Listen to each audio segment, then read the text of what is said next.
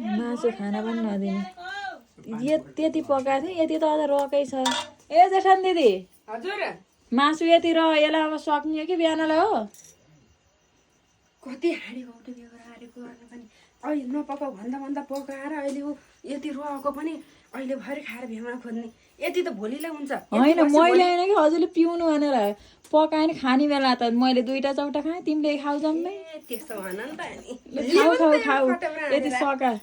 यति हालिदेऊ कटेब्रा यसो तताउ त अलि चिसो भयो खाएर सक्यो यो भोलि बिहान पाहुनाको नाम पार्ने मात्रै हो खान त आफैले हो भोलि ल्याउ त नि यसो तताएर ल्याउ नि त खाने बेला त कहाँ देखाउँछिन् अहिले त रिसाएको त पहिल्यै पकाएर कता चौटा चाहियो भनेर हो